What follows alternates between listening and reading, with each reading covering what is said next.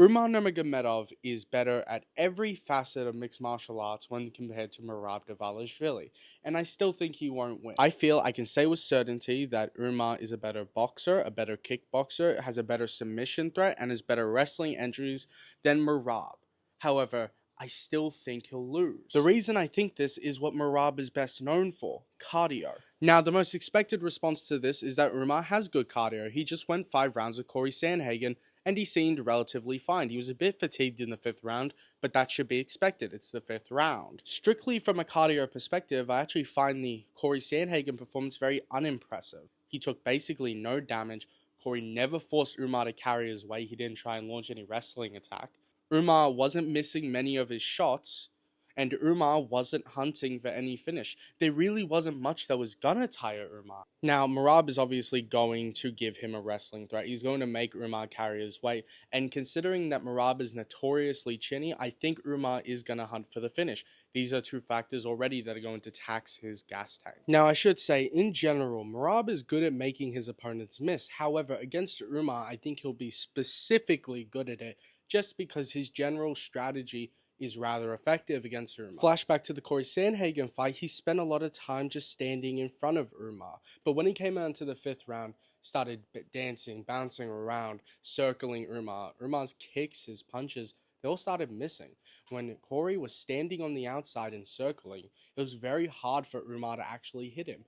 Umar only really hit him when he would stand in front of Umar and fight on the inside. Now, if this sounds familiar, that's because this is what Merab's style is based on. Look at the Sean O'Malley fight. He did this exact thing against a longer and better striker. Now, O'Malley is a better boxer than Umar, and I'll grant that Umar has better kicks, but he can't really kick as much when he's dealing with someone who's constantly hunting for the takedown.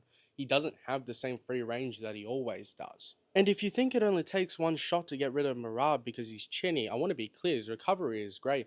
And also, his last few camps have been against Marlon Moraes, Jose Aldo, Henry Cejudo, and Sean O'Malley.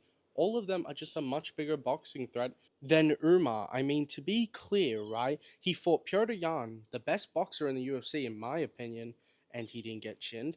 How is Umar going to be the dude to find his chin in the pocket? It seems a little ridiculous. Now, to compile all of this with Merab's defensive tactics, his long experience fighting boxers, and the gravity of his takedowns, which will depreciate the grappling threat from Umar, I think that Merab might box Umar up. Now, to be clear about the wrestling, I just don't believe that Umar can actually do a lot.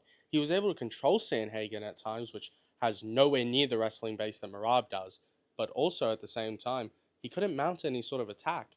There was no meaningful ground and pound, no meaningful submission attempt. He was sort of caught in a deadlock.